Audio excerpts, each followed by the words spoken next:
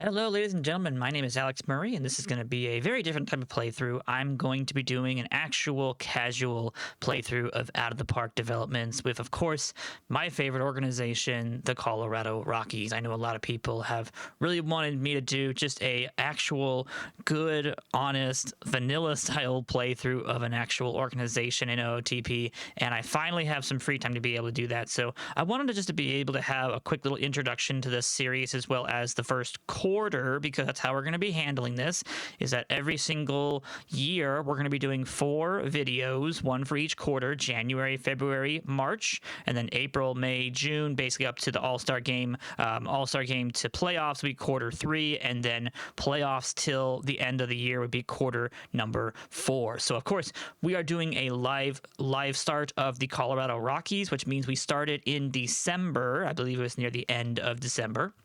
We have gone through the off season, made a huge amount of changes to the organization, which we'll talk about here in just a second. But basically, there's going to be 4 videos per year. I'm going to just kind of recap what I do, what I watch out for, how I handle OOTP, and then you guys can take notes, follow along, do whatever you want, and maybe even just see what happens with the organization as we go year after year and see how well I do. There are a few things that we're going to talk about really briefly as well in regards to some commissioner mode changes. I'm not changing players, I'm not adjusting that kind of stuff, but I did go in and make a couple of changes to some of the settings. For example, we are going to be changing this to 1 to 100 for current, potential, and other ratings scales. I also expected to change some of the autosave and log settings. You can do whatever you want with these. They aren't going to change your game that much. I did include the ability to show player personality ratings on their profile pages. I do appreciate having that. And then the one thing that is going to be a little bit tricky to get away with, but I think it's going to be fine, I have made the development target age younger and the aging target age older, and a 120 talent change randomness factor. I like to have a little bit more talent change in my games, and I really do believe that development should happen a little bit sooner compared to what OOTP has as its default, and I do believe that people should be able to play pretty well a little bit longer into their careers. We also changed the development lab size to 20. And we allowed it to display the lab-specific ratings changes in the completion emails. So we've been taking full advantage of that 20. We've been doing some major plate discipline changes to across our organization, trying to get people up to speed on doing walks and having better plate discipline. And then we did a whole entire 20 person upgrade on basically stealing and base running. Those were our off-season player development lab stuff. In regards to face gen, I've just basically turned on face gen. I didn't touch any of the settings here for AI settings. Those are all absolutely default at this point. And then I think the only change I did for the league settings was we changed the all-star influence popularity for voting to moderate, because I do appreciate having more of the actual players who are supposed to be playing correctly. In the all-star game, I prefer to have the ones that actually are supposed to be there. Otherwise, everything else is pretty much the standard default settings across the league at this point. So I guess with that being said, let's jump into the Rockies.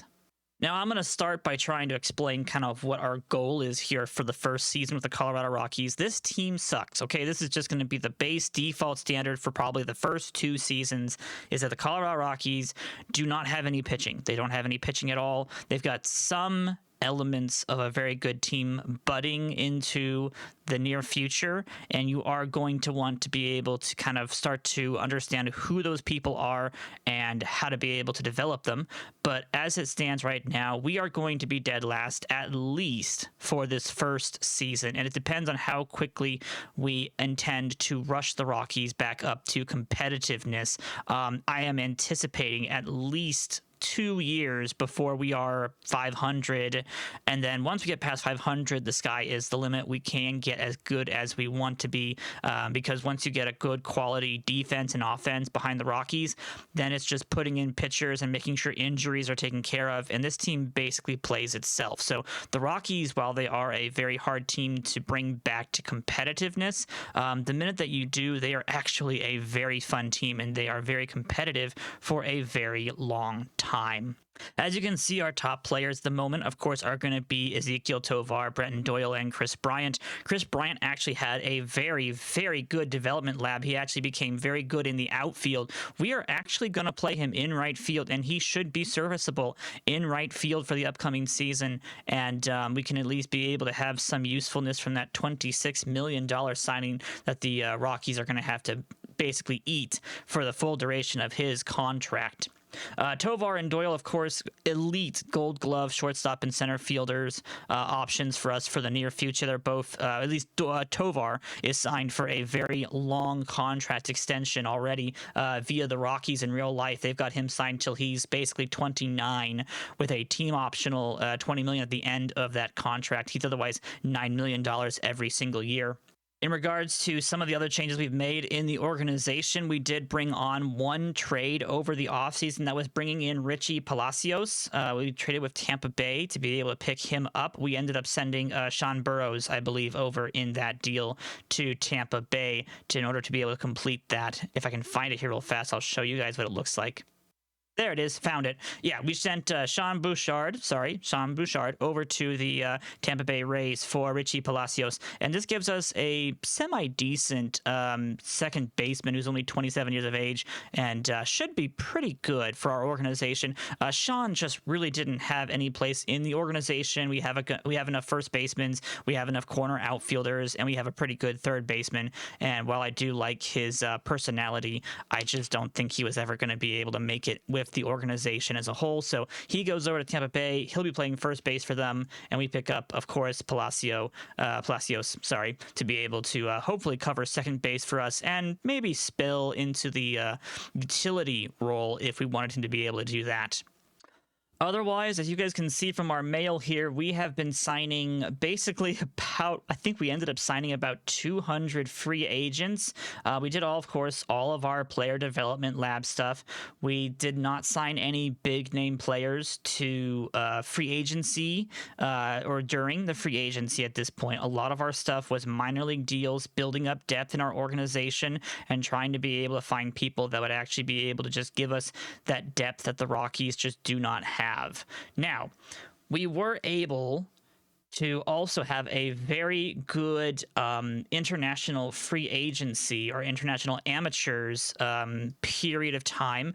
Because this is a live start, we do not get to scout any of the players. It is just a free-for-all, and we somehow ended up putting $4 million towards this guy, Richard Dominguez, a 17-year-old with a 33-year-old's mustache and beard here. But we were able to land this guy for about $4 million, and he didn't fight us for it either. He just accepted it. And this is a 5-pitch, 5-star pitcher, and we are very interested in developing his control immediately and then get that stuff up and running. And we're just absolutely thrilled to have been able to land this guy and a couple other people who we were actually very excited about as well during the international amateurs signing period. So we did get a really big break. We already got a really big prospect there with him. We were hoping to have landed a different person as well, but unfortunately we missed out on the offerings for a secondary player. If I can find them, I'll let you guys see them. Yeah, here he is, Genovese. This was the other individual we were trying to land in the signing period, but he wanted about 1.8 million, and that was about, I think that was about 500,000 over what we could actually offer him before we ran out of funds. But we were able to land a couple other people in the signing period. We got Diaz as a potential relief pitching prospect. He'll be into the international complex. Good personality class. Could develop the changeup and cutter into something nice at this point. We also, of course, were able to land, I think, a couple other people. Yeah, Polonia was able to be landed by ourselves. He could be a first base or third base option, potentially down the road. We were also able to, of course, pick up Taralva, who is going to be another relief pitching option for us. Both of those two are pretty much topping our relief pitching prospects lists at the moment. You will notice that in live starts, And for a period of time after you create a live game or even just a standard game, relief pitchers are very hard to find who are high quality. It will take the game years to be able to get your relief pitchers back up to snuff. So getting these guys early on in your playthroughs is actually a really big deal and something that can actually make your team really, really good. The last person we picked up was Silva. So when we missed out on Genovese, we picked up Miguel Silva. He was our final international free agency signing back on January 29th of this current season. He will be hopefully able to be probably a left or right fielder down the road. He's got some good potential. I like the power, and we'll see what he can do down the road. So that's our team. Basically, we didn't make a whole lot of changes to our major league lineup. As you can see from our position rankings here, we have Romo behind the dish. We've got Toglia over at first base. Palacios is going to be expected to start second. McMahon is going to be over at third. Of course, Tovar shortstop at this point. Nolan Jones is supposed to be in left field. He might be DHing as well. Brenton Doyle, of course, center fielder, and Chris Bryant over in right. Ryan Feltner is projected to be our number one pitcher in the upcoming season. He's ranked 29th. Jimmy Get is going to be one of our better relief pitchers, with Victor Vognick expected to be our closer for the regular season. It's going to be bad. Like I said, we are not a very good team. It's going to take some time. We're going to have to build it up from the ground up. And one of the ways in which we are doing that is we are redoing all of our personnel. We basically fired everybody but like 3 people from our personnel system. And as you guys can see, we have filled them all in with brand new people. Gabe Kapler comes in as the manager. He likes our players. They like him. He's a very hands-off manager, gives us the freedom to kind of blend the team together as we need to. Right now, he's not going to be very strict. Craig Driver becomes our bench coach, and he's a very good bench coach at that. He'll be able to do a whole bunch of the teaching, as well as some of the handles development, influencing mechanics, handles aging well. He is unproven, but I am more than okay with unproven personnel if their abilities are excellent. We are expecting to have our new scouting director, George Carroll, be a very good pickup for us as well. He is outstanding and excellent in all 4 of his categories, so we are going to be using him to scout the amateurs, help us with international signings, and then being able to really have a good scouting of the minor leagues with also some pretty good scouting majors. We are expecting to have him for a very long time. He's only 36 years of age, so we are expecting a long time from him, and also Craig Driver, 36 years of age as well. You might notice that we got a lot of young coaching staff. We have a 29-year-old team trainer in Sungjin Kim, and we'll see about how good he does. He's got some stuff that's not very good. He's got a poor on the prevent leg injuries, but he's outstanding on the rehabbing of arms, preventing other injuries, and fatigue recovery in the legendary spots. Also, back injuries, excellent, and other injuries, rehabbing is good as well. We thought there was a good mix of what we kind of wanted to look for. And because he's only, again, 29 years of age, with somehow 20 years of experience, which I don't know how that works, but just thought that'd be a little bit funny out there. But we definitely enjoyed picking him up. He's a good one for us, and he's also a little bit cheaper than some of the other team trainers you can get out there at the moment. Josh Zeed is going to be one of our third base. He's going to be our third base coach. Excellent on teach running, legendary on teach outfield defense, with Nelson Rosario being outstanding in catching defense, outfield defense, running, and excellent on infield defense. He also handles development outstandingly. So there are some people who we have actually signed with the intent of either putting them into managers' positions down the road or just seeing how it goes. Speaking of managers' positions down the road, this is Scott Austin. If anybody has played OOTP for a long time, you know who Scott Austin is. His reputation is poor, but look at his ratings. Teaching hitting is excellent. He is our hitting coach for this season. He handles development averagely, but influences mechanics is outstanding, and handling aging is outstanding. This is a person that is perfect for your major league organization. They're not going to be very good at younger kids, but he's going to be really, really good at getting older veterans and standard, starting players to be able to be as good as they possibly can be. Also, If you wanted to have him as a first base coach or a third base coach, he is outstanding and legendary in all of those categories down there that are important for those positions. So he is a phenomenal pickup for us. And then we got Tracy McGrady, not the basketball player. This is our pitching coach at this point. Handles development is good. Influence mechanics is excellent. Handles aging is good. So not as good on those ones as we'd like to have it be, but the teach pitching is legendary. And this is going to be somebody who basically should help be able to keep all of our pitchers at least at the current ratings they're at, if not hopefully get them to become even better. This is the bigger thing I wanted to talk about really fast before we get started here.